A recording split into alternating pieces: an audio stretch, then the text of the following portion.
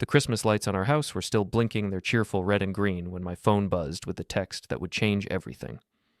I was in the basement workshop, carefully wrapping the Cartier watch I'd saved 3 months to buy for Elise, her dream gift, the one she'd admired in the jewelry store window every time we walked past downtown.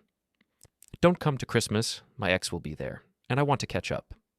I read it twice, the words not quite registering at first. Then I set down the ribbon and laughed, not the good kind of laugh, but the hollow sound you make when reality hits you like a freight train. "My name is Logan Rourke, and I'm a toxicology technician at Metropolitan General Hospital. 42 years old, married to Elise for 8 years, and apparently stupid enough to think our relationship meant something. The basement workshop around me suddenly felt like a tomb, all my carefully organized tools and equipment, the workbench where I'd spent countless evenings tinkering with electronics while Elise worked late at the hospital upstairs. She was a hospital administrator, ambitious and sharp, with perfectly styled blonde hair and the kind of confidence that could fill a room. Everyone loved Elise. She had that magnetic quality that made people want to be around her, to please her, to be chosen by her. I used to think I was lucky she'd chosen me. Now, staring at that text, I realized how naive I'd been. I walked upstairs, still holding the wrapped watch. Elise was in the kitchen, her back to me, talking on the phone in that animated way she had when she was excited about something. She was wearing the red dress I'd complimented that morning, the one that made her look stunning. She'd said she was wearing it for me. "No, he won't be there," she was saying into the phone. "I already told him not to come. Adam will be so relieved. You know how awkward it's been with Logan always hovering around the hospital functions." Adam, Dr. Adam Cormier, the cardiac surgeon who'd been making appearances at our dinner conversations for months now. Adam thinks this, and Adam says that, and Adam has such interesting perspectives on hospital management. I'd been polite about it, even friendly when we'd met at hospital events. He was handsome in that silver-haired, distinguished way that made nurses flutter and administrators swoon. I should have seen it coming. Elise turned around and saw me standing there. Her face went through a series of micro-expressions: surprise, guilt, defiance, and finally that cool mask she wore when she was about to manipulate someone. "Logan, honey, I was just packing," I said quietly. "I was just packing." Her perfectly shaped eyebrows drew together. "What?" I held up the wrapped watch. "This was for you. Your dream gift, remember? The one you've been hinting about for months." I set it on the kitchen counter. "I'll return it tomorrow." "Logan, you're being dramatic. It's just that Adam's going through a difficult time with his divorce, and you want to catch up?" I nodded. "I heard." I walked past her toward the stairs, but her voice stopped me. "Where are you going?" "To pack my things. Trip's canceled, Elise. So is the charade." The beauty of being a toxicology tech is that you learn to be methodical. Precise. You document everything, because lives depend on accuracy. So when I went upstairs to pack, I took my time. I photographed the text message. I scrolled through our recent conversations, screenshotting the pattern I should have noticed earlier, the gradual cooling, the excuses, the way she'd started mentioning Adam more and more frequently. Then I opened our shared friend group chat, the one with all our mutual friends from the hospital and neighborhood. 8 people who'd been invited to our annual Christmas party, who'd watched our relationship over the years, who probably deserved to know why their hosts were suddenly unavailable. I typed, "Just in case anyone wants to know why I won't be at the Rourke's Christmas this year," and attached the screenshot of Elise's text. I hit send and turned off my phone. 30 minutes later, I was walking into Murphy's Tavern with a single duffel bag and the kind of hollow feeling that comes when your life implodes in real time. Murphy's was the kind of dive bar that every neighborhood has. Dim lighting, cracked leather booths, and a bartender who'd seen enough human misery to offer wisdom along with whiskey. Tommy O'Brien had been tending bar at Murphy's for 15 years. He was a thick-set man in his 50s with graying hair and the kind of face that invited confidences. He looked up as I slid onto a bar stool. "Logan Rourke," he said, already reaching for the good whiskey. "You look like a man who's had a day." "You could say that." I accepted the glass he poured. "Tommy, you hear things in here. People talk." "They do?" He leaned against the bar, studying my face. "What kind of things you want to know about?" "My wife, Elise, and Dr. Adam Cormier." Tommy's expression didn't change, but something shifted behind his eyes. "Ah, you know, don't you?" He was quiet for a long moment, polishing a glass that was already clean. "Logan, you're a good man. Always been decent to everyone, never caused trouble. So I'm going to tell you something, and you can decide what to do with it." I waited. "Your wife's been coming in here. Not often, but enough. Always with a good doctor. They sit in that back booth, the one where people go when they don't want to be seen." And Logan? He set down the glass. They don't act like friends. The whiskey burned going down, but not as much as the confirmation of what I'd already known in my gut. How long? Couple months, maybe 3. Started around the time of the hospital charity auction. I remembered that night. Elise had been radiant, working the room like the social butterfly she was. Adam had been there too, charming and sophisticated in his tuxedo. They'd danced once, and I'd thought nothing of it. Just colleagues being friendly. There's more, Tommy said quietly. Sophie Chen was in here last week, running her mouth after too many cosmopolitans. You know how she gets. Sophie was Elise's best friend, a public relations consultant who thrived on gossip and drama. If Sophie knew something, it was only a matter of time before everyone knew. What did she say? That Elise was planning something big, something about finally making her move and getting what she deserves. Sophie seemed to think it was about a promotion at the hospital, but he shrugged. Context is everything. I finished my whiskey and pulled out my phone. 17 missed calls from Elise. 12 text messages, progressing from confused to angry to pleading. But what caught my attention were the notifications from the group chat I'd posted to earlier. The responses were illuminating. Sarah, our neighbor. Oh my God, Logan, I'm so sorry. We had no idea. Mike, Elise's coworker. This explains a lot about the holiday party planning committee meetings. Jennifer, my friend from the lab. Logan, if you need anything, call me. This is awful. But it was the message from Detective Gina Kelly that made me pause. Gina worked hospital security and had become a friend over the years, sharp, observant, and absolutely no nonsense. Logan, we need to talk. Not about this text thing, about work stuff. Call me when you get this.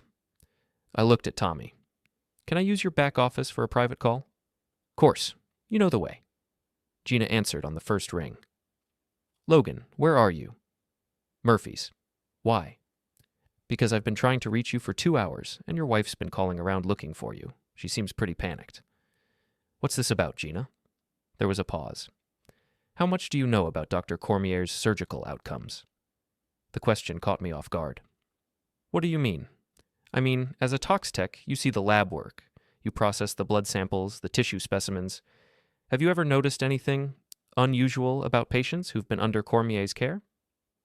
I thought about it. In my role, I processed hundreds of samples every week. Most of the time, I didn't connect them to specific doctors unless there was a particular reason to investigate. Gina, what are you getting at? I've been doing some digging. Unofficial digging. There have been some complaints about post-surgical complications in Cormier's patients. Nothing that's made it to official channels yet, but enough to make me curious. And Logan? Some of those complications involved unexpected toxicology results. My blood went cold. What kind of results? The kind that suggest medication errors, or worse. I was quiet for a moment, processing the implications. You think he's making mistakes? I think he's making choices. And I think your wife, with her administrative access, might know about it. The pieces started falling into place. Elise's late nights at the hospital, her sudden interest in Adam's work, the way she'd started asking me technical questions about drug interactions and detection methods. Gina, I need to see those files. I was hoping you'd say that.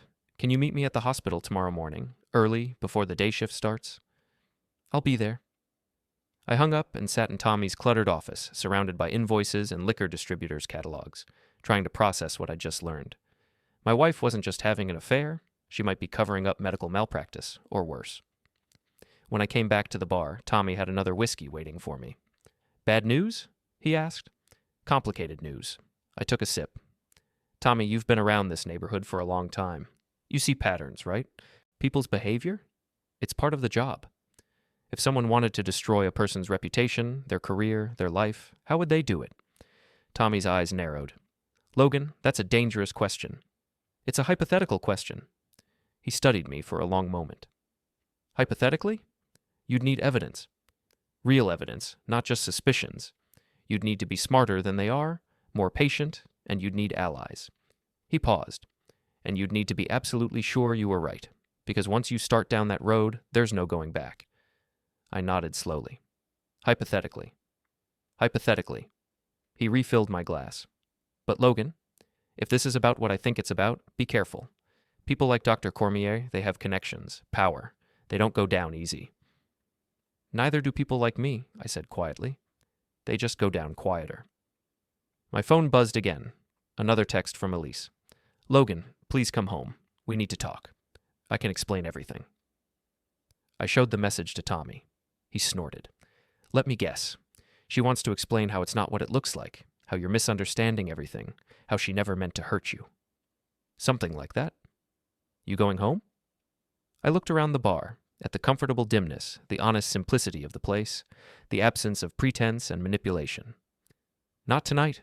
You have a room upstairs? I do. Clean sheets, hot shower, and no one asking you to understand their betrayal. Sold.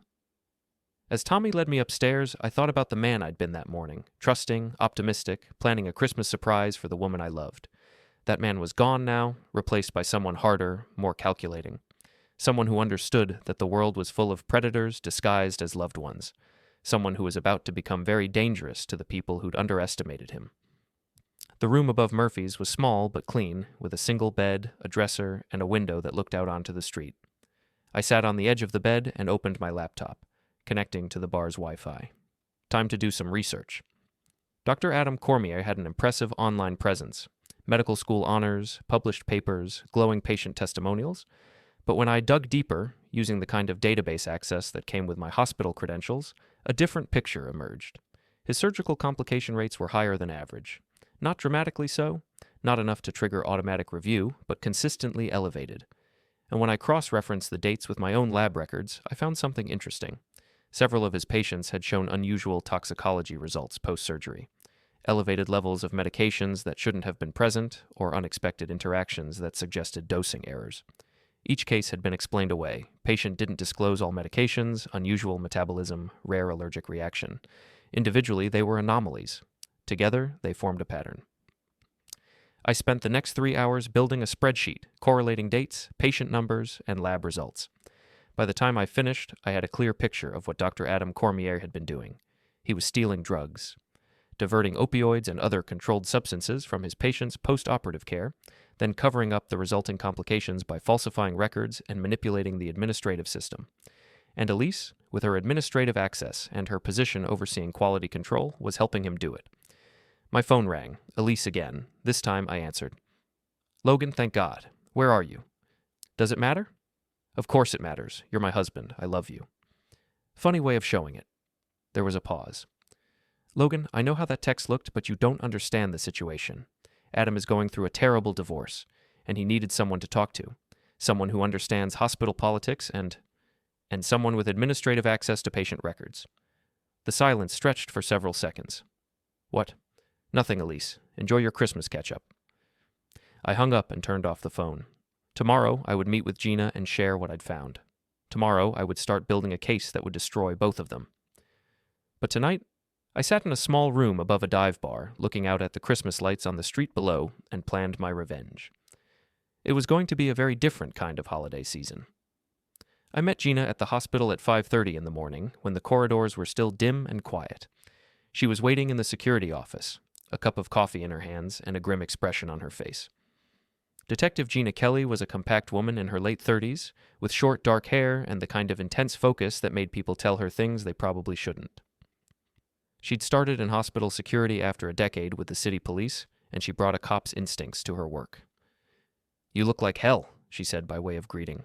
I feel like hell. Show me what you've got. She led me to her computer and pulled up a series of files.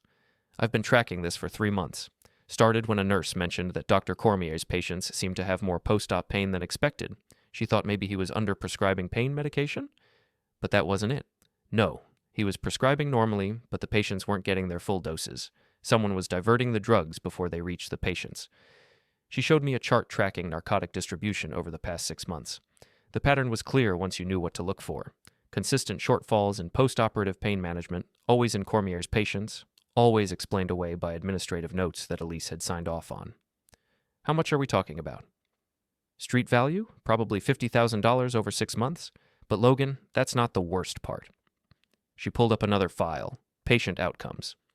3 of Cormier's patients had suffered serious complications that could be traced to inadequate pain management. One had developed a dangerous infection after refusing to move post-surgery because of uncontrolled pain.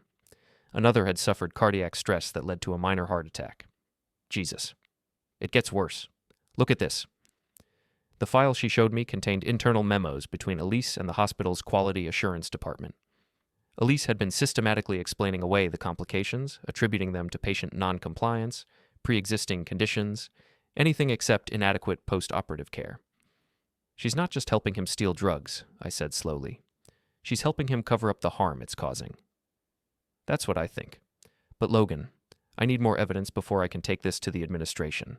These people have lawyers, connections, influence. If I come at them with anything less than an airtight case, they'll destroy me. I thought about the spreadsheet I'd built the night before. I might have something that helps. I showed her my analysis of the lab results, the pattern of unusual toxicology findings in Cormier's patients. Combined with her data on drug diversion, it painted a clear picture of systematic theft and cover-up. This is good, she said, but we need more. We need to catch them in the act. What do you mean? I mean, we need evidence of them actively coordinating the cover-up. Conversations, documents, something that shows premeditation. I thought about Elise's phone, her computer, the administrative access she used every day. I might be able to help with that. Logan, I'm not asking you to do anything illegal. You're not asking me to do anything at all. I'm volunteering. She studied my face. This is about more than just stopping them, isn't it? They destroyed my marriage, my trust, my life, and they're hurting patients to line their own pockets. So yeah, it's personal. Personal can make you sloppy. Personal can also make you thorough. Gina was quiet for a moment. What do you need from me? Access. I need to be in the right places at the right times to document what they're doing. I can help with that, but Logan, if this goes wrong, it won't go wrong. I'm very good at my job, Gina, and my job is finding things that other people miss. We spent the next hour planning. Gina would continue her official investigation, building the regulatory case that would eventually bring down Cormier's medical license. I would work the personal angle, documenting the relationship between him and Elise and gathering evidence of their coordination. When I left the hospital that morning, I had a clear mission and the tools to accomplish it. But first, I had a more immediate problem to solve. I drove to the parking garage where Cormier kept his Porsche. It was a beautiful car, silver, pristine, the kind of vehicle that announced its owner's success and status, the kind of car that someone would be very upset to see damaged. I'd brought a small toolkit from my workshop, including a few items that weren't exactly standard equipment. It took me less than 5 minutes to access the gas tank and add a generous helping of corn syrup. Not sugar, that was a myth, but corn syrup would create a sticky mess in the fuel system that would require extensive and expensive repairs. Then I took out a can of spray paint and carefully wrote "Cheater" across the hood in bright red letters. Nothing says "I see you" like a $150,000 repair bill and public humiliation. I was back at Murphy's by 8 o'clock, eating breakfast and planning my next move. Tommy looked at me with the expression of a man who recognized trouble brewing. You're looking mighty satisfied for someone whose life fell apart yesterday. Maybe it didn't fall apart. Maybe it just got reorganized. That's a dangerous way to think, Logan. These are dangerous times, Tommy. My phone had been buzzing all morning with calls and texts from Elise. I'd been ignoring them, but finally curiosity got the better of me. I scrolled through the messages. Logan, please call me back. I know you're angry, but we need to talk. Adam's car was vandalized. Do you know anything about that? Logan, this is getting out of hand. Fine. If you want to play games, I can play games too. That last message was interesting. It suggested that Elise was moving from defense to offense, which meant I needed to be ready for whatever she was planning. I didn't have to wait long to find out. At noon, I received a call from Dr. Patricia Williams, the head of the toxicology department and my direct supervisor. She wanted to see me in her office immediately. When I arrived, Dr. Williams was sitting behind her desk with the kind of expression that meant someone was about to have a very bad day. She was a stern woman in her 50s, with gray hair and no patience for drama. Logan, sit down. I sat. I've received some concerning information about your recent behavior, specifically allegations that you've been accessing patient records outside of your normal duties and using hospital resources for personal purposes. My blood went cold. What kind of allegations? The kind that come from someone with administrative oversight of your department's activities, someone who's noticed unusual patterns in your database access over the past few days. Elise. She'd used her administrative access to track my research, then reported it as misconduct. Dr. Williams, I can explain. I hope you can. Because right now, it looks like you've been violating patient privacy protocols and possibly using your position to gather information for personal reasons. That's not what happened. Then what did happen? I had a choice to make. I could tell Dr. Williams everything about the drug diversion, about Elise and Cormier, about the evidence I'd been gathering, but if I was wrong, if my evidence wasn't as solid as I thought, I'd be destroying my own career for nothing. Or I could play dumb, deny everything, and hope I could build my case before Elise could destroy me. I've been reviewing some unusual lab results that caught my attention, results that suggested possible medication errors or interactions. I was trying to identify patterns that might indicate systemic problems. What kind of patterns? Unexpected drug levels in post-surgical patients, interactions that didn't match prescribed medications, the kind of thing that might suggest either dosing errors or... I paused. Other irregularities. Dr. Williams leaned back in her chair. Other irregularities. Yes. Logan, are you suggesting that someone in this hospital is making systematic medication errors? I'm suggesting that the data shows patterns that warrant investigation. She was quiet for a long moment. Show me. I spent the next hour walking Dr. Williams through my analysis, the elevated complication rates in Cormier's patients, the unusual toxicology results, the correlation between administrative sign-offs and explained-away problems. When I finished, she was frowning at her computer screen. This is serious, Logan. If what you're suggesting is true, we have a major problem. I know. But if you're wrong, if you're letting personal issues cloud your professional judgment, then we have a different kind of problem. I understand. I'm going to need you to document everything, every piece of data, every correlation, every conclusion. I want a full report on my desk by tomorrow morning. Yes, ma'am. And Logan, until this is resolved, you're not to discuss this with anyone, not colleagues, not friends, not family. Is that clear? Crystal clear. I left Dr. Williams' office with mixed feelings. On one hand, I'd managed to turn Elise's attack into an opportunity to present my case officially. On the other hand, I was now under intense scrutiny, and any mistake could end my career. But I'd learned something important. Elise was scared enough to try to destroy me preemptively, which meant she knew exactly how much trouble she was in. That afternoon, I received a text from an unknown number.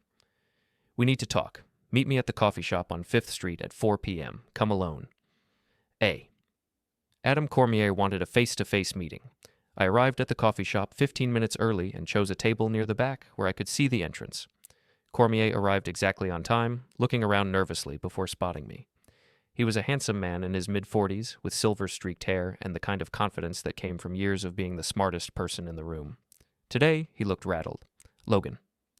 He sat down across from me. We need to clear the air. Do we? I know what you think is happening between Elise and me, but you're wrong. We're colleagues, nothing more.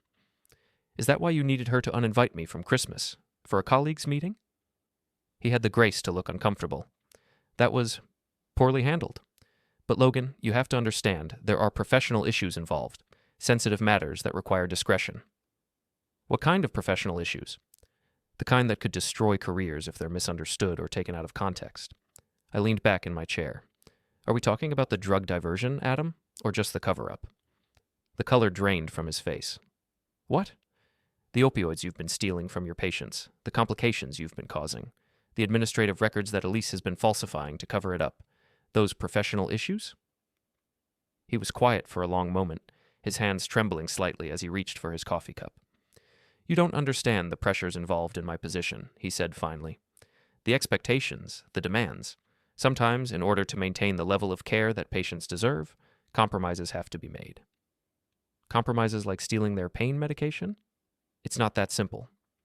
It's exactly that simple. You steal drugs, sell them, and let patients suffer. Elise helps you cover it up. Some of those patients have been seriously harmed because of your compromises. Logan, you're making accusations that you can't prove. Can't I?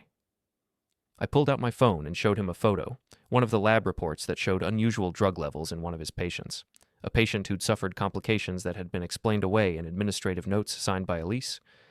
This is Mrs. Henderson. Remember her? 73 years old, hip replacement surgery. She was prescribed 60 milligrams of oxycodone post-op, but her blood levels showed she was only getting about 40% of that dose. She developed an infection because she couldn't move properly due to uncontrolled pain. Spent an extra week in the hospital. Cormier's jaw tightened. That was explained. She had an unusual metabolism. She had a doctor who was stealing her medication, and when the complications arose, she had an administrator who covered it up. I put my phone away. How many others, Adam? How many patients have suffered because you needed drug money? It's not about money. Then what is it about? He was quiet for a long moment. You wouldn't understand. Try me. I have debts. Gambling debts. The kind that don't go away just because you're a respected surgeon. There it was. The real reason behind everything. Dr. Adam Cormier, respected cardiac surgeon, was stealing drugs from his patients to pay off gambling debts. And Elise? What's her excuse? Elise is... He paused. Elise is in love with me. She thinks she's helping me through a difficult time. She thinks she's going to be the next Mrs. Dr. Cormier. That was never going to happen. Does she know that? His silence was answer enough. I stood up. Adam, here's what's going to happen. You're going to confess to the hospital administration. You're going to make a full disclosure of everything you've done, everyone you've hurt, every record that's been falsified, and you're going to leave Elise out of it. And if I don't? Then tomorrow morning, Dr. Williams gets a copy of everything I've documented. The State Medical Board gets a copy, the DEA gets a copy, and the local news gets a copy, along with a very detailed explanation of how a respected surgeon has been stealing drugs from elderly patients. You can't prove that Elise knew what was happening, can't I? Adam, she signed off on every single administrative explanation for your patient's complications. She has access to the drug distribution records. She's been covering for you for months. A first-year law student could prove her complicity. He stood up abruptly. This conversation is over. Yes, it is. You have 24 hours, Adam. After that, everyone knows everything. He walked away without another word, leaving me alone at the table with the satisfaction of knowing that I'd just lit the fuse on a very large bomb. That evening, I returned to Murphy's to find Tommy polishing glasses with the focused attention of a man who'd been waiting to hear a story. How'd it go? He asked. Better than expected. I think Dr. Cormier is starting to understand the gravity of his situation. And your wife? She's about to understand it too. My phone rang. Elise. Logan, we need to talk. Now. Do we?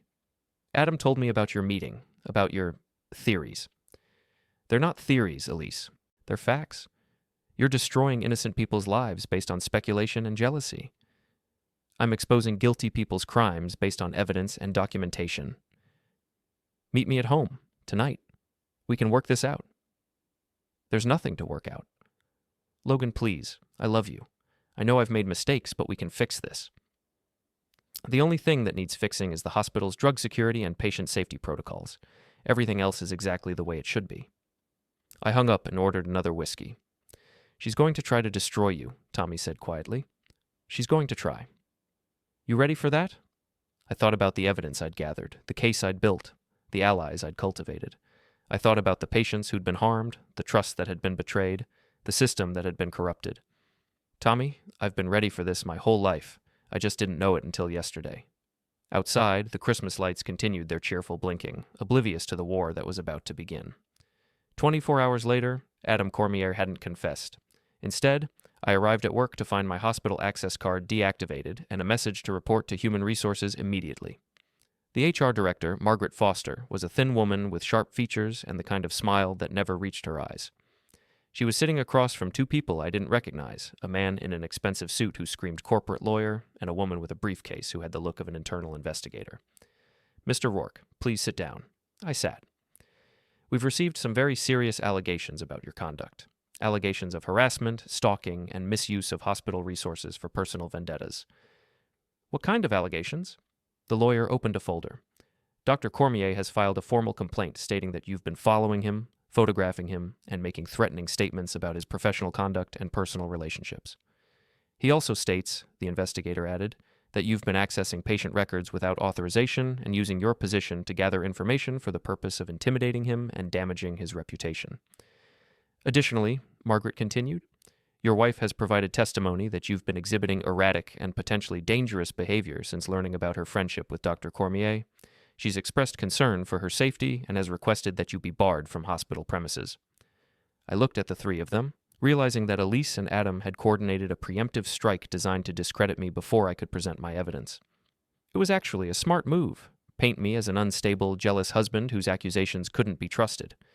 Unfortunately for them, I'd anticipated exactly this scenario. I see. And have you reviewed the evidence I submitted to Dr. Williams regarding systematic drug diversion and patient safety violations? The three of them exchanged glances. Mr. Rourke, the lawyer said, What you call evidence appears to be a collection of data gathered through unauthorized access to confidential records. Even if your conclusions were accurate, which they're not, the information would be inadmissible in any formal proceeding. Inadmissible in court, maybe, but not inadmissible in the court of public opinion. Mr. Rourke, Margaret said sharply, are you threatening to leak confidential patient information to the media? I'm stating that systematic drug theft and patient endangerment are matters of public interest that deserve public attention. The investigator leaned forward. Mr. Rourke, let me be clear about your situation. You're currently suspended pending a full investigation into your conduct. Any attempt to access hospital records, contact hospital staff, or interfere with hospital operations will result in immediate termination and possible criminal charges. Any attempt to contact Dr. Cormier or your wife, the lawyer added, will be considered harassment and stalking. And any disclosure of confidential patient information, Margaret finished, will result in both criminal prosecution and civil liability. They thought they had me cornered, isolated, discredited, and legally muzzled. They were wrong. I understand, I said calmly. Is there anything else? Just this, Margaret said, sliding a document across the table. A restraining order requiring you to stay at least 500 feet away from Dr. Cormier and your wife at all times. I read through the document. It was thorough, professionally drafted, and completely irrelevant to what I was about to do. Thank you for your time, I said, standing up. I'll be in touch. I left the hospital and drove directly to the offices of Channel 7 News. Investigative reporter Sarah Martinez had built her career on exposing corruption in public institutions, and I had a feeling she'd be very interested in what I had to show her. Sarah was a sharp-eyed woman in her 40s with the kind of intensity that made politicians nervous. She listened to my story without interruption, occasionally taking notes, her expression growing more serious as I laid out the evidence. This is explosive, she said when I finished. But Logan, you understand that these are very serious accusations against prominent people. I'll need to verify everything independently. I understand. But Sarah, there are patients who've been harmed, people who trusted the system to take care of them and instead were victimized by the people they trusted most. I'll need to speak with some of these patients. I can provide you with their names and case numbers. But Sarah, you need to move fast. Cormier and my wife know I'm onto them. They're already trying to discredit me and cover their tracks. How long do you think we have? Days, maybe less, she nodded. I'll start making calls. Logan, where can I reach you?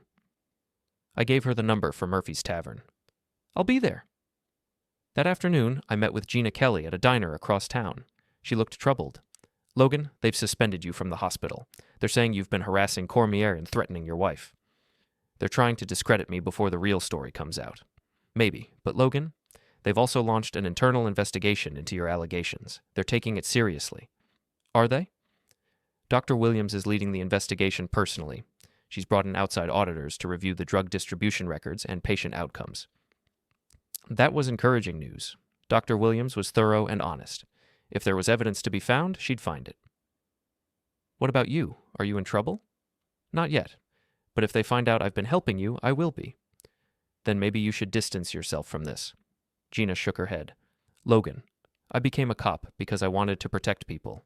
I came to hospital security for the same reason. If Cormier and your wife are hurting patients, I'm not walking away. What do you need from me? Nothing. You've done enough. From here on, this is an official investigation. You need to stay out of it. And if the official investigation gets buried, if Cormier's connections protect him, then we'll deal with that when it happens. I wanted to believe that the system would work, that justice would prevail through proper channels, but I'd seen too much corruption, too much cover-up, too many powerful people escape consequences for their actions. That evening, I was sitting at Murphy's when my phone rang. Sarah Martinez.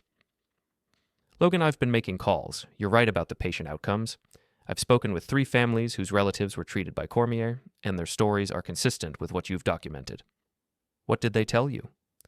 Unexpected complications, inadequate pain management, explanations that didn't make sense. One family is already considering a malpractice suit. What about the hospital administration? They're not talking. Standard "we don't comment on personnel matters" response. But Logan, I've also been hearing rumors about you. What kind of rumors?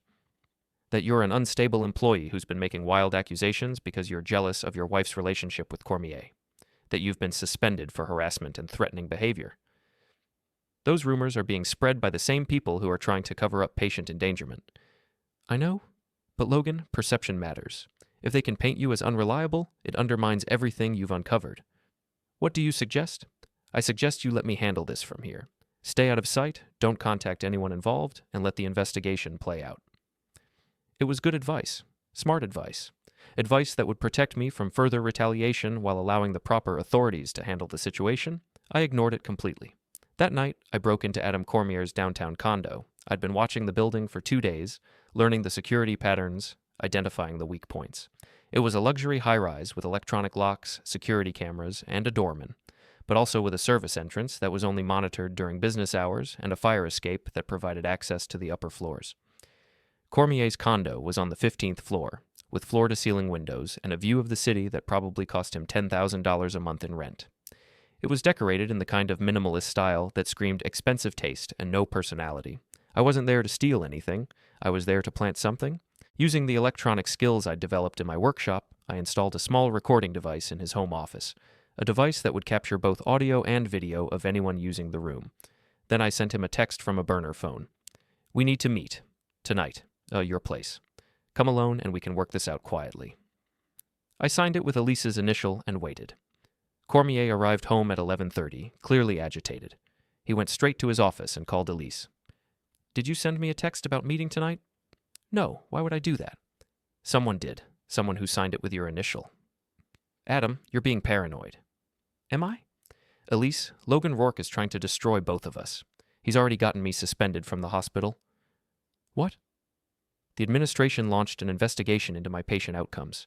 They're reviewing every case I've handled in the past year." "Oh my God." "Elise, if they find the irregularities, if they connect them to the medication discrepancies..." "They won't. I've been careful about the documentation." "Have you?" "Because if they bring in outside auditors, if they start looking at the administrative sign-offs and correlating them with actual patient outcomes..." "Adam, stop. You're scaring me." "I'm scared too. Elise, we need to get our stories straight. We need to make sure that if this goes bad, we're protected." "What do you mean?" "I mean that if someone has to take the fall for this, it's not going to be me." There was a long pause. "Are you threatening me?" "I'm being realistic. Elise, you're the one with administrative access. You're the one who signed off on all the explanations. If they want to prosecute someone for covering up medical errors, you're the obvious target. But you're the one who made the errors. Can you prove that? Because all the documentation shows that my patients received appropriate care and that any complications were properly explained and attributed to other factors. Documentation that you signed." Another pause. "Adam, we're in this together." "Are we? Because from where I'm sitting, it looks like you're the one who's exposed and I'm the one with plausible deniability. I can't believe you're doing this to me." "I'm not doing anything to you, Elise. I'm protecting myself, just like you should be protecting yourself." "How?" "By making sure that if Logan Rourke or anyone else tries to destroy us, they understand that we have information about them too." "What kind of information?" "The kind that shows Logan has been unstable, erratic, and potentially dangerous. The kind that explains why he might fabricate evidence and make false accusations." "Adam, I won't lie about Logan being dangerous. Difficult, maybe. Stubborn, certainly, but not dangerous." "Elise, Logan broke into the hospital computer system to gather information about my patients. He's been following me, photographing me, making threats. He vandalized my car. He's escalating, and if we don't stop him, he's going to destroy both of us." "What are you asking me to do?" "I'm asking you to choose. Him or me. Your past or your future." The conversation continued for another 20 minutes, with Cormier systematically manipulating Elise into agreeing to provide false testimony about my behavior and mental state. By the time they hung up, he had her convinced that I was dangerous and that their only option was to destroy my credibility completely. I had everything on video. The next morning, I delivered copies of the recording to Sarah Martinez, Dr. Williams, Detective Gina Kelly, and the District Attorney's Office. I also sent copies to the State Medical Board and the DEA. Then I sat back and waited for the explosion. It didn't take long. By noon, Adam Cormier was in custody on charges of drug diversion and patient endangerment. By 2 o'clock, Elise had been arrested as an accessory and for falsifying medical records. By 4 o'clock, the hospital had announced a complete review of their drug distribution and patient safety protocols. Sarah Martinez's story ran that evening with the headline, "Respected Surgeon Accused of Stealing Drugs from Patients." The story included interviews with affected families, documentation of the cover-up, and audio clips from the recording I'd made. The public reaction was immediate and furious. By the next morning, there were protesters outside the hospital demanding accountability. By the afternoon, 3 law firms had announced class action suits against both Cormier and the hospital. But the real satisfaction came when I received a call from Margaret Foster in HR. Mr. Rourke, in light of recent developments, the hospital would like to offer you a formal apology and immediate reinstatement. That's generous, Margaret, but I think I'll be looking for other opportunities. We'd also like to discuss a settlement regarding any potential claims you might have against the hospital for wrongful suspension. Have your lawyers call my lawyer. You have a lawyer? I do now. I hung up and looked around Murphy's Tavern, where I'd been living for the past week. Tommy was polishing glasses with a satisfied expression. Feels good, doesn't it? He said. It feels like justice. That's the best kind of feeling there is. My phone buzzed with a text from an unknown number. When I opened it, I saw a photo of Elise in handcuffs being led into the courthouse with the message, "Thought you'd want to see this." Gina Kelly, making sure I didn't miss the moment when my wife finally faced the consequences of her choices. I deleted the photo. I didn't need to see Elise in handcuffs to know that justice had been served. I could see it in the newspaper headlines, hear it in the radio reports, feel it in the satisfaction of knowing that no more patients would be harmed by Adam Cormier's greed or Elise's complicity. But the story wasn't over yet. There was still one more chapter to write. 3 months later, I was sitting in a federal courthouse watching Adam Cormier receive a 15-year sentence for drug trafficking, healthcare fraud, and patient endangerment. The judge was a stern woman in her 60s who had clearly been appalled by the evidence presented during the trial. "Dr. Cormier," she said, "you violated the most fundamental trust that exists in our society, the trust between a patient and their physician. You stole medication from people who were suffering, people who depended on you for their care and recovery. You caused additional suffering to vulnerable patients in order to line your own pockets and feed your gambling addiction." Cormier sat at the defense table, his expensive suit unable to hide the fact that he looked like a broken man. His medical license had been permanently revoked. His assets had been seized to pay restitution to his victims. His wife had divorced him and taken their children to another state. The court sentences you to 15 years in federal prison, followed by 5 years of supervised release. You will also pay restitution in the amount of $8 million to the patients and families you harmed. As the bailiff led Cormier away in handcuffs, I felt a deep sense of satisfaction. Not happiness, what had happened was too serious for happiness, but the quiet satisfaction that comes from seeing justice done. Elise's sentencing had been the week before. She'd received 5 years for her role in falsifying medical records and covering up Cormier's crimes. Her lawyer had argued that she was a victim of manipulation, and that she'd been blinded by love and hadn't understood the full scope of what she was helping to cover up. The judge hadn't been impressed. "Ms. Rourke," she'd said, "you held a position of trust and responsibility in hospital administration. You had a duty to protect patients, not to help cover up crimes against them. Your actions enabled Dr. Cormier to continue harming vulnerable people for months longer than would have been possible without your assistance." Elise had cried during her sentencing, looking small and defeated in her orange jumpsuit. She'd tried to catch my eye as they led her away, but I'd looked straight ahead. There was nothing left to say between us. After Cormier's sentencing, I walked out of the courthouse into the bright spring sunshine. Sarah Martinez was waiting on the steps with her camera crew. "Logan, how does it feel to see justice done?" "It feels like the system worked the way it's supposed to work. Patients were protected, criminals were punished, and the truth came out." "Do you have any regrets about how you handled the situation?" I thought about that question. Did I regret the pain of discovering Elise's betrayal, the destruction of my marriage, the months of investigation and legal proceedings? "I regret that it was necessary," I said finally. "I regret that patients were harmed. I regret that people I trusted turned out to be criminals, but I don't regret exposing the truth." "What's next for you?" "I'm starting a new job next week. Trauma center in Denver. Fresh start." Any final thoughts for people who might find themselves in similar situations? I looked directly into the camera. If you see something wrong, if you know that people are being harmed, don't stay silent. Don't let loyalty or love or fear keep you from doing what's right.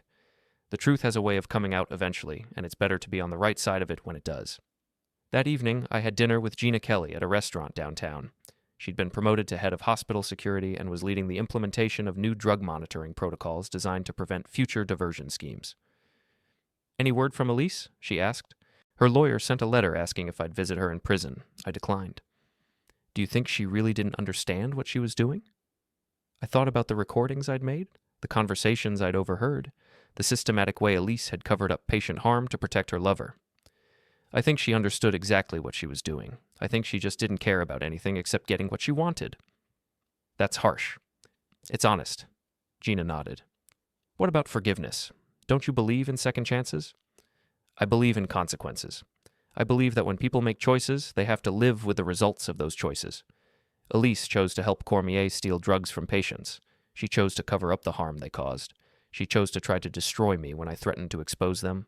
Those were her choices, and now she's living with the consequences. And you? What consequences are you living with? I thought about that. The end of my marriage, the loss of trust, the months of investigation and legal proceedings, the knowledge that the woman I'd loved had been capable of such cruelty and selfishness. I'm living with the knowledge that I did the right thing, even when it was hard. I'm living with the satisfaction of knowing that no more patients will be harmed by Adam Cormier. I'm living with the peace that comes from standing up for people who couldn't stand up for themselves. That's not nothing. No, it's not nothing. After dinner, I walked back to my hotel room and packed the last of my belongings. Tomorrow, I would drive to Denver and start over. New job, new city, new life. But before I left, there was one more thing I needed to do. I drove to the cemetery where Mrs. Henderson was buried. She was the 73-year-old woman whose hip surgery had been complicated by Cormier's drug theft, who had suffered an infection because of inadequate pain management, who had died 3 weeks after her surgery from complications that might have been prevented. Her grave was in a quiet section under an old oak tree. The headstone was simple. Margaret Henderson, beloved wife and mother, 1948 to 2023. I placed a small bouquet of flowers on her grave and stood quietly for a few minutes. Mrs. Henderson, I said softly, I wanted you to know that the people who hurt you faced justice. It doesn't bring you back, and it doesn't undo the harm they caused, but they won't be able to hurt anyone else. A gentle breeze rustled the leaves of the oak tree, and I took it as acknowledgement. I drove out of the city as the sun was setting, watching the familiar skyline disappear in my rearview mirror. I was leaving behind everything I'd known, my job, my home, my marriage, my life, but I wasn't running away. I was moving towards something better. My phone rang as I reached the highway. Unknown number. Hello? Logan, this is Dr. Patricia Williams. Dr. Williams, what can I do for you? I wanted to call before you left town. I wanted to thank you for what you did, for having the courage to speak up when you saw something wrong. I was just doing my job. No, you were doing much more than that. Logan, what you did, exposing Cormier and your wife, protecting those patients, that took real courage, the kind of courage that most people don't have. I couldn't have done it alone. Gina Kelly, Sarah Martinez, you, everyone played a part. Maybe, but you're the one who started it. You're the one who refused to stay silent when it would have been easier to look the other way. Dr. Williams, can I ask you something? Of course. How many other Adam Cormiers are out there? How many other people are using their positions to harm the people they're supposed to help? She was quiet for a moment. I don't know, but I know that because of what you did, we're all going to be more vigilant. We're all going to be more willing to ask hard questions and demand honest answers. That's something, I guess. It's everything, Logan. It's everything. After I hung up, I drove through the night, thinking about the past few months, about the choices I'd made and the consequences I was living with.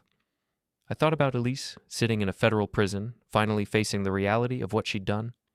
I thought about Cormier, beginning a 15-year sentence that would end his career and destroy his life. I thought about the patients who would never be harmed by their schemes again. As the miles passed, I felt something I hadn't felt in months. Peace. Not happiness, that would come later, if it came at all, but the deep, quiet peace that comes from knowing you've done the right thing, regardless of the cost. I reached Denver as the sun was rising, painting the mountains in shades of gold and pink. It was beautiful, and it was new, and it was mine. I pulled into the parking lot of my new apartment complex and sat in my car for a moment, looking at the building that would be my home for the next chapter of my life. Then I got out, grabbed my suitcase, and walked toward the entrance. Behind me, my phone buzzed with a text message. I didn't look at it. Whatever it was, a final plea from Elise, a threat from one of Cormier's associates, a message from a reporter looking for one more quote, it belonged to the past. I was walking toward the future. 3 years later, I was the head toxicologist at Denver General Hospital, leading a team of 12 technicians and overseeing the implementation of advanced drug monitoring systems that had become a model for hospitals across the country. I'd published papers on healthcare fraud detection and spoken at conferences about the importance of whistleblower protections in medical settings. I'd also remarried to Dr. Jennifer Walsh, an emergency physician who shared my commitment to patient advocacy and had her own stories about standing up to institutional corruption. We'd met at a conference on healthcare ethics, bonded over our shared experiences, and built a relationship based on mutual respect and shared values. On a quiet Sunday morning, Jennifer and I were reading the newspaper over coffee when she showed me an article from the Metro section. Elise Rourke released from federal prison, the headline read. I read the brief article. Elise had served 3.5 years of her 5-year sentence and had been released on good behavior. She was living in a halfway house and working as a clerk in a grocery store while on supervised release. How do you feel about that? Jennifer asked. I thought about it. 3 years ago, the news would have stirred up anger, resentment, maybe even fear. Now, it felt like reading about a stranger's life. I feel nothing, I said honestly. She made her choices, she served her time, and now she's trying to rebuild her life. That's between her and whatever conscience she has left. Do you think she learned anything? I hope so, for her sake, and for the sake of anyone who might depend on her in the future. Jennifer nodded and turned the page. There's something else you should see. The next article was about the opening of the Margaret Henderson Patient Advocacy Center at Metropolitan General Hospital. The center, funded by the restitution money from Cormier's conviction, would provide resources for patients and families who suspected medical errors or abuse. They're naming you as the founding inspiration for the center, Jennifer said. I looked at the article, at the photo of Mrs. Henderson that accompanied it, at the description of the center's mission to protect vulnerable patients from exploitation and abuse. That's good, I said. That's really good. Are you going to the opening ceremony? I thought about it. Going back to my old city, my old hospital, the place where everything had fallen apart and been rebuilt. Seeing the people who had supported me and the institutions that had ultimately done the right thing. Yeah, I said. I think I will. The opening ceremony was held on a bright autumn day with hospital administrators, patient advocates, and families of affected patients in attendance. Dr. Williams introduced me as the man whose courage and integrity made this center possible, and I spoke briefly about the importance of speaking up when you see something wrong. After the ceremony, I visited Mrs. Henderson's grave again. The headstone looked the same, but the area around it had been landscaped with flowers and a small bench where visitors could sit and reflect. Mrs. Henderson, I said, placing fresh flowers on her grave, I wanted you to know that your story is helping other people now. The center that bears your name will protect patients like you from people like the ones who hurt you. As I stood there, I felt a presence beside me. I turned to see an elderly man with kind eyes and a gentle smile. You're Logan Rourke, he said. Yes, sir. I'm Margaret's husband, Robert Henderson. We shook hands, and I felt the weight of his gratitude in his grip. Mr. Henderson, I'm so sorry for your loss. Thank you. But Logan, I wanted to thank you for what you did, for making sure that the people who hurt Margaret face justice, for making sure that other families won't have to go through what we went through. I just did what anyone should have done. No, he said firmly. You did what most people wouldn't have the courage to do. You sacrificed your own comfort and security to protect people you didn't even know. That's heroism, Logan. That's real heroism. We talked for a few more minutes, and then Robert Henderson walked away, leaving me alone with his wife's grave and the knowledge that sometimes doing the right thing is its own reward. That evening, I had dinner with Gina Kelly, who had become the chief security officer for the entire hospital system and was implementing patient protection protocols across 12 facilities. Any regrets? She asked as we finished our meal. About what? About any of it? The investigation, the exposure, the consequences.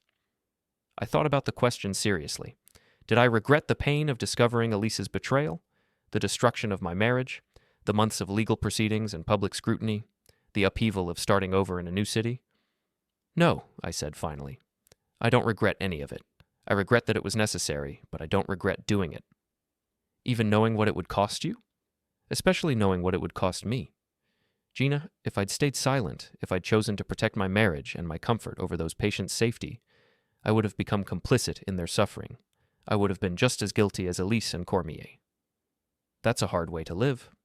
It's the only way to live. As I drove back to Denver the next day, I thought about the journey that had brought me from that Christmas text message to this moment. I'd lost a marriage, but gained integrity. I'd lost a comfortable life, but gained purpose. I'd lost illusions, but gained truth. Most importantly, I'd helped ensure that vulnerable patients would be protected from predators who wore white coats and carried stethoscopes. 6 months later, I received a letter forwarded from my old address. The return address showed it was from Elise, I almost threw it away without reading it, but curiosity got the better of me. "Dear Logan," it began, "I know I have no right to contact you, and I understand if you don't want to read this letter, but I wanted you to know that I think about what I did every day, and I'm truly sorry for the harm I caused. To you, to the patients, to everyone who trusted me. I've had 3.5 years to think about my choices, and I understand now that there's no excuse for what I did. I was selfish, I was weak, and I let my feelings for Adam cloud my judgment about right and wrong. I'm not asking for forgiveness. I know I don't deserve it. I'm not asking for anything at all. I just wanted you to know that you were right to expose us, right to make sure we faced consequences, and right to protect those patients. I hope you found peace and happiness. You deserve both. Elise?" I read the letter twice, then folded it and put it in my desk drawer. It didn't change anything. Not the past, not the consequences, not the patients who had been harmed, but it suggested that maybe, finally, Elise understood the gravity of what she had done. That was something, I supposed. Not enough, but something. That night, Jennifer and I attended a fundraising dinner for the Patient Advocacy Center. The event raised over $2 million for patient protection programs, and I was asked to speak about the importance of institutional accountability in healthcare.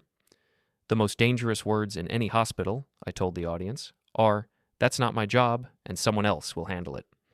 When we see something wrong, when we know that patients are being harmed, it becomes everyone's job to speak up and take action. After my speech, a young nurse approached me. She was in her 20s, with the kind of earnest expression that reminded me of myself at that age.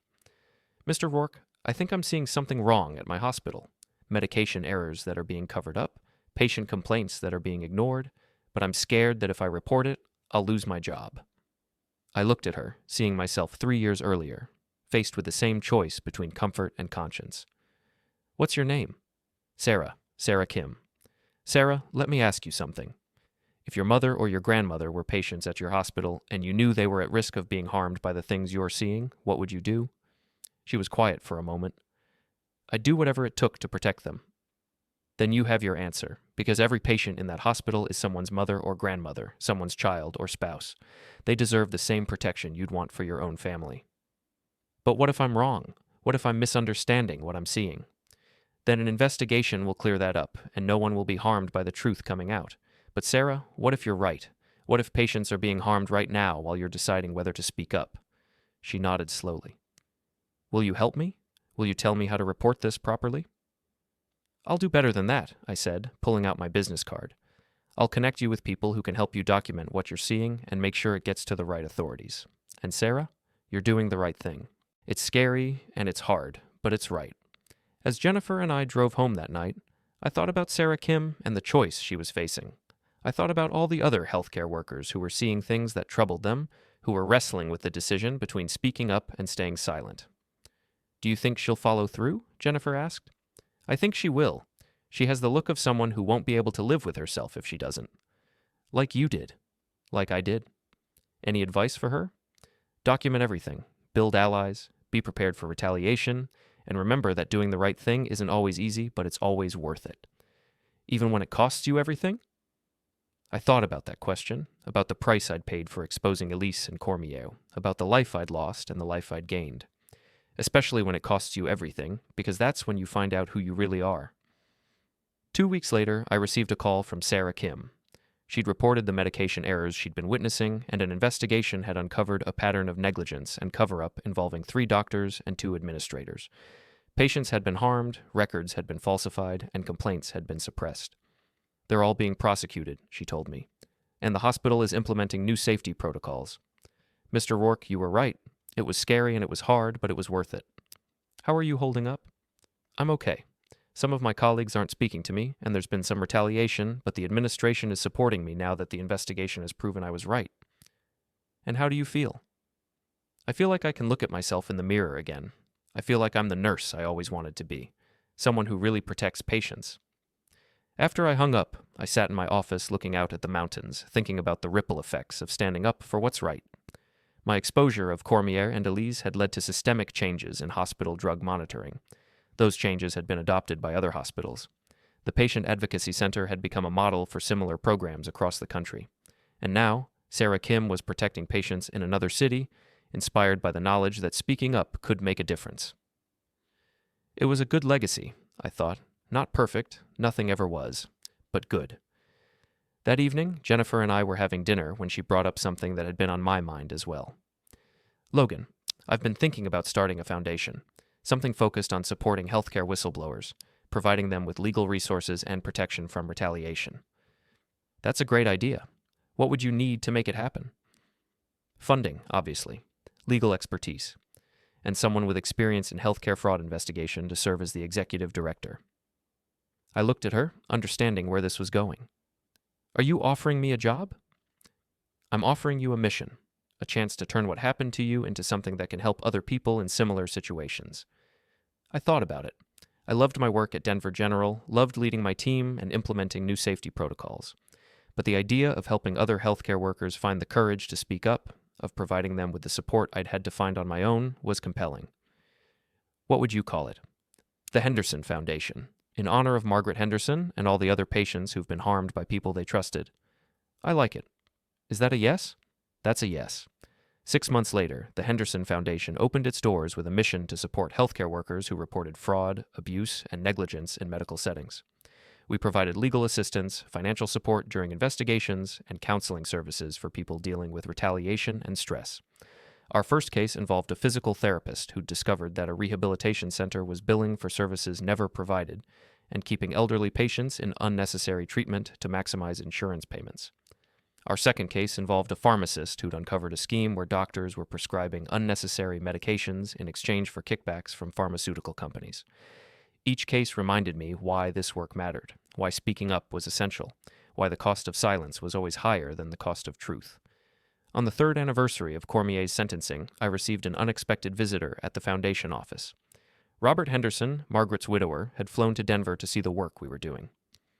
I wanted to see what Margaret's name was helping to accomplish, he told me as I gave him a tour of our offices. What do you think? I think she would be proud. I think she would be happy to know that her suffering led to something that protects other people. We sat in my office, looking out at the mountains, talking about his wife and the work we were doing. Logan, can I ask you something?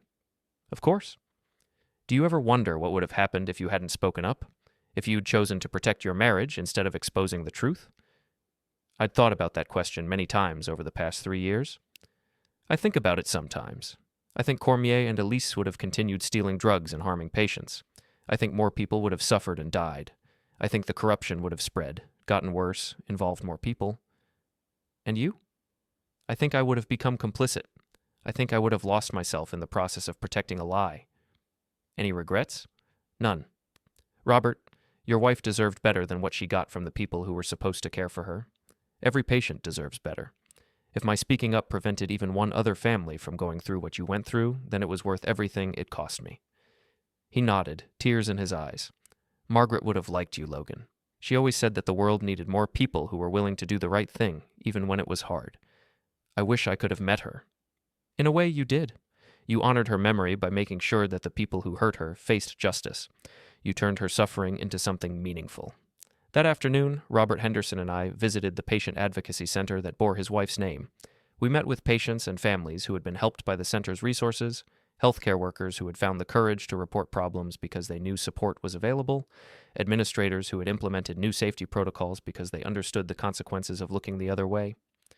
This is Margaret's real memorial, Robert said as we stood in the center's main lobby, looking at the plaque that bore his wife's name and photo. Not just a building or a program, but a living commitment to protecting the people who need protection most. That evening, Jennifer and I had dinner with Robert before his flight back home. He talked about his wife, about their life together, about the work he was doing to support patient advocacy in his own community. Logan, Jennifer, what you're doing with the foundation? It's changing things. It's making it safer for people to speak up, easier for them to do the right thing. That matters more than you know. We're just building on what other people started, Jennifer said. People like Logan, people like the investigators and journalists who helped expose the truth. Maybe, but you're the ones making sure that the next Logan Rourke doesn't have to face the choice alone. After Robert left, Jennifer and I walked through downtown Denver, talking about the foundation, about the cases we were working on, about the impact we were trying to have. Do you think we're making a difference? She asked. I know we are. Every healthcare worker who finds the courage to report fraud because they know we'll support them, every patient who's protected because someone spoke up, every institution that improves its practices because they know they're being watched. That's the difference we're making. It's not enough, though. There's still so much corruption, so much harm being done. It's never enough, but it's something, and something is always better than nothing. We stopped at a coffee shop and sat by the window, watching people walk by on the street. Normal people living normal lives, most of them probably unaware of the battles being fought in hospitals and clinics and medical offices to protect their safety and their rights. Jennifer, can I tell you something? Of course. 3 years ago, when I got that text from Elise, when my life fell apart, I thought it was the worst thing that could happen to me. I thought I was losing everything that mattered. And now?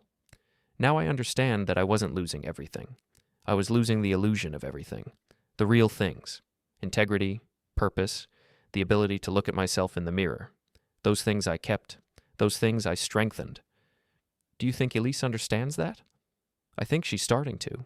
Her letter suggested that she's finally grasping the reality of what she did, what she lost, what she threw away. Do you forgive her?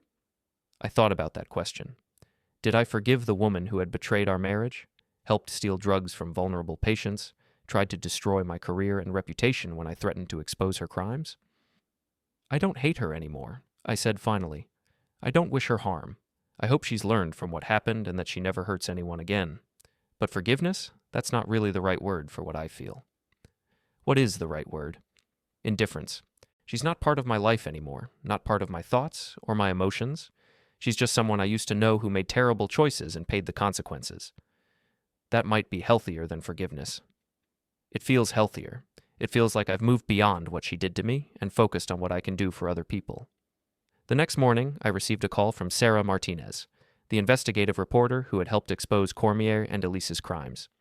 She was working on a follow-up story about the long-term impact of the case and wanted to interview me.